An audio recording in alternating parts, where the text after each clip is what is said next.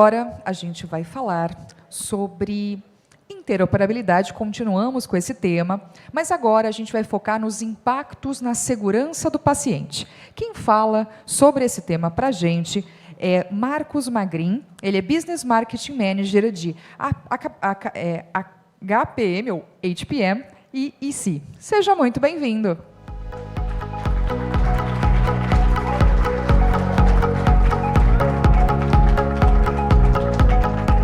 Marcos, obrigado. Então vamos lá, consertando o seu cargo, vamos lá, você é Business Marketing Manager de? Sim, oi pessoal, boa noite. HPM&C, que HPM. significa Hospital Patient Monitor in Emergency Care. Então, muito obrigada, era isso. Gente, então palmas para ele, ele já vai começar. Muito obrigado. Bom, boa noite a todos. Vamos pegar o gancho aí da Flávia, né, pessoal aqui, mas vamos dar um passo um pouquinho atrás, né? Vamos resgatar um pouquinho a questão da segurança do paciente, que é muito importante. E qual a relação com a interoperabilidade? Então, eu começo com algumas perguntas aqui, né? Elas podem parecer um pouco ingênuas frente a tudo que a gente falou, mas a interoperabilidade ela pode ajudar a aumentar a segurança do paciente? Né? Se sim, como? E o que a gente tem que fazer para que isso, de fato, né, se torne uma verdade? Para isso, eu quero visitar um tema aqui que é muito importante e relevante, e um termo que está em pauta, né, em alta, que é a fadiga de alarmes.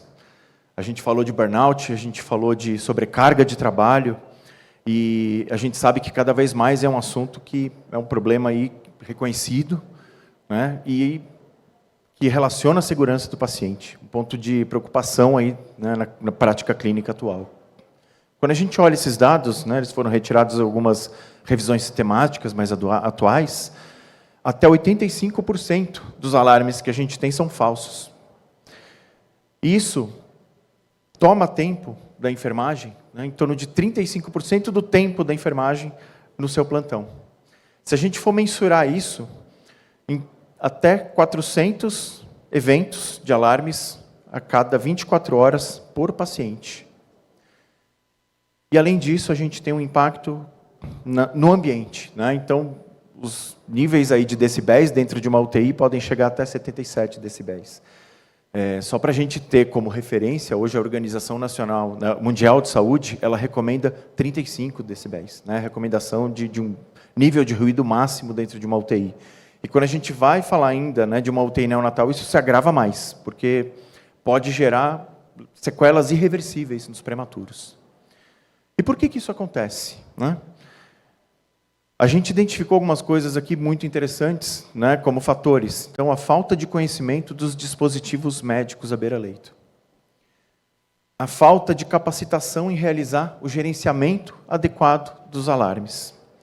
E falta de treinamentos periódicos. Eu lembro ontem da Fábia falando nas suas considerações finais sobre treinamento, né? E é algo que a gente hoje tem falado muito dentro da Philips e que a gente enxerga como uma dos pilares para que a gente solucione muitos dos nossos problemas. E óbvio, né? Isso vai gerar problemas, consequências. A gente tem redução dos volumes dos alarmes pelos profissionais de saúde, então eles simplesmente vão lá e reduzir o volume para que aquilo não incomode mais. Ajustes desses alarmes além dos limites de segurança do paciente, então isso traz risco ao paciente, né? Ou ainda, né, o aumento no tempo de resposta àquele alarme, ou a simples ação de ignorar que aquele alarme está acontecendo. Né? Eu uso um termo, eu sempre brinco, né, que quando a gente muitas vezes vai visitar um hospital, ou eu, quando trabalhava em UTI, a gente convivia em harmonia patológica com os alarmes, né? Então, a gente fica ali dentro, um monte de alarme acontecendo, e a gente age como se nada tivesse acontecido. E, óbvio, isso acarreta no aumento do número de eventos adversos e eventos sentinelas dentro dos hospitais, vai desencadear o estresse psicológico e fisiológico desses pacientes. A gente sabe que a privação de sono é um dos fatores que aumenta o tempo do paciente dentro da UTI, né? E sem falar na sobrecarga de trabalho, né, física e cognitiva do staff clínico, do médico, do fisioterapeuta, do enfermeiro dentro daquele departamento, né, daquela área crítica. E quando a gente fala, né, antes da interoperabilidade, mas integração, e quando a gente ainda não tem isso dentro dos hospitais, mais os alarmes, isso se torna uma bola de neve. E aí a gente tem uma série de outros problemas acontecendo, né? Erros de medicação, a gente tem erros nas prescrições, a gente tem registros tardios ou a simples inexistência dos mesmos, né? Era muito comum, e eu lembro isso na prática clínica, da gente pegar um prontuário ou um controle médico ou de enfermagem e olhar o colar copiar ali, né, dos controles dos pacientes. Então, os pacientes estavam com os mesmos dados de sinais vitais em diversos horários, né? E isso, muitas vezes, está atrelado à TI, né? A gente vê ali uma grande porcentagem, e não pela capacidade ou competência, mas pelo fluxo de trabalho, né, pelos fluxos de trabalho definidos, né?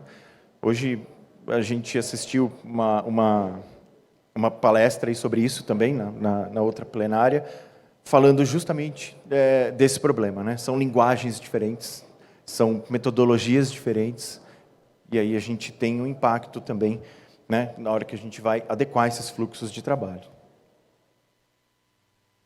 Eu trouxe esse artigo e quis dar destaque a ele, porque eu achei algo muito interessante e vai diretamente aí, de encontro com o que a gente está falando, né? Esse estudo ele foi publicado no Journal of Medical Internet Research em 2020. Foi uma pesquisa feita, né, em 4 UTIs de um hospital universitário na Alemanha, né, cuja toda a base instalada, inclusive de monitores, é da Philips. E foi feito um questionário muito amplo com os profissionais de saúde. E eu encontrei aí na conclusão algo muito interessante, surpreendente, né? Foi uma grata surpresa aí, porque vai de encontro com o que a gente está falando, que é justamente a questão, né, de antes da gente ter qualquer solução de interoperabilidade, de acesso remoto, a gente implementar melhorias na monitorização do paciente, programas de gerenciamento de alarmes, a gente pensar, né, em soluções de sensores sem fio. Hoje a gente já tem, né, uma série de estudos falando do ambiente inteligente. Então, para promover a mobilidade desses pacientes, eles não ficarem restritos ao leito, a gente sabe que a mobilidade ela traz benefícios, né? Eu lembro de uma situação que eu acho que vale a pena comentar, na época do Pokémon GO. O Mayo Clinic ele colocou Pokestops por todo o hospital para fazer a molecada que estava internada sair do leito e ir atrás de Pokémon, né? Então, estimulando a mobilidade. E preparando-se para a implementação de sistemas, né, de suporte à decisão clínica e iniciar uma alfabetização digital. Então, a base ela é muito importante. A gente tem que ter dados acurados, a gente tem que ter programas de gerenciamento de alarmes, porque senão a gente está só transferindo o problema de lugar, né? Imagina que hoje eu pego um dispositivo aqui, entrego lá para o Dr. Eli, olha, agora, Dr. Eli, o senhor vai monitorar todos os alarmes de um celular. E eu não tenho um programa de gerenciamento de alarmes, né? Eu estou tirando só o alarme ali de dentro da UTI e colocando na mão de um médico ou de um enfermeiro. A frustração que esse profissional vai ter, né, ao receber um device desse e ver que ele não resolveu o problema que ele tem, vai ser muito grande. E esse é um assunto tão crítico, né? E ele vem de longa data, não é de hoje. A Joint Commission, em 2013, né, solicitou aos hospitais credenciados nos Estados Unidos que iniciassem um programa de gerenciamento de alarmes, né, que focassem, né, como um principal ponto de preocupação, o que levou, em 2016, a uma meta nacional. Hoje, no Brasil, a gente, em contato com os nossos clientes certificados, a gente encontra essa mesma dor. É um desafio, porque a gente precisa estabelecer indicadores de qualidade e planos de melhoria, e para isso a gente precisa medir. E hoje é praticamente impossível, humanamente impossível, a gente fazer uma medida, né, de um indicador de qualidade desse com um número de alarmes que a gente tem manualmente.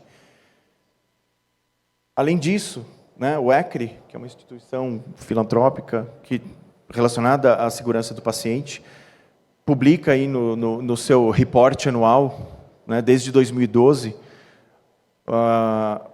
os alarmes como o principal problema, né, o principal risco dentro das UTIs, dos hospitais. Em 2012 foi o top 1, e até 2020 isso ficou ali entre os 10 primeiros. Né, em 2020, inclusive em 6º lugar ali. Ele só deu lugar a outros assuntos de mais urgência em 2021 e 2022 por conta das consequências que a gente teve aí com a pandemia. Mas é um assunto que até hoje está em pauta. Um outro fator que eu acho que corrobora aí para a nossa preocupação, né, é o aumento de expectativa de vida da população, não só no Brasil, e o aumento da complexidade desses pacientes. Né? A população está envelhecendo, não está envelhecendo de uma maneira saudável, e a gente tem aí ainda sequelas da pandemia. Então, cada vez mais a monitorização de pacientes ela vai desempenhar um papel importante, né, em relação à sobrecarga de trabalho, não só dentro do hospital. A gente fala hoje sobre a deshospitalização, mas ainda é um desafio. E isso, obviamente, impacta a eficiência operacional de qualquer negócio de saúde hoje. A OCDE, por exemplo, ela preconiza, né, que a gente tenha um investimento médio de 8,8% do PIB em saúde. Em 2019, o Brasil ele teve 9,6%, e a expectativa é que chegue em 2040 a 12,6%. Isso por conta das tendências demográficas que a gente já falou, né? E o aumento nos custos de tratamentos. A gente tem tecnologias mais avançadas, medicamentos mais avançados e mais custosos. E aí, como a Philips enxerga isso? Como a Philips pode contribuir para melhor eficiência operacional, para melhor experiência do staff clínico e do paciente? A Philips está dando um passo à frente e se preocupando não em customizar uma solução para aquele cliente, mas sim personalizar uma solução para o dia a dia, né, de cada hospital, de cada instituição. A gente sabe que todas as áreas de cuidados críticos passam por momentos de relativa tranquilidade e trabalho intenso. É um ritmo muito inconstante. Então, como a gente personalizar uma solução para que a gente possa atender a esse ritmo inconstante? Então, hoje, a gente foca muito na questão de soluções e serviços que possam garantir esse fluxo adequado. Ferramentas de suporte à decisão clínica. O acesso remoto, implementado de uma maneira correta, tendo um suporte clínico adequado.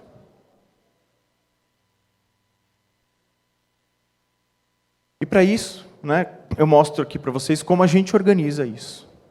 Então, a gente tem que ter uma coleta adequada, né, monitores com algoritmos mais avançados, que já possam fazer filtros de ruídos. A monitorização está na pele do paciente, e ela é suscetível a muitos ruídos. Então, tecnologias com algoritmos diferenciados, embarcados nelas, acessórios, para que a gente possa coletar dados robustos, que a gente possa confiar e que a gente possa acionar. Organizar esses dados, né, para que a gente possa interpretar. O ponto de vista de cada especialista, né, de cada departamento é diferente. Então, a gente tem que considerar um contexto específico, numa plataforma que seja interoperável. Planejar. Então, suporte à decisão clínica e operacional. E não só na beira do leito, mas também de forma virtual, de forma remota. E, por último, ação.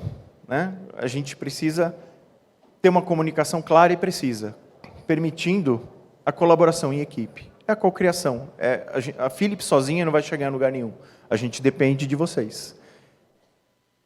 É um trabalho em conjunto e é uma jornada em conjunto para a gente chegar onde? Nos melhores resultados. A gente ter melhores resultados na assistência, melhor experiência do paciente, a melhor experiência do time clínico, e eu encaro esse um ponto extremamente importante, né, porque é cuidar bem de quem está cuidando da gente.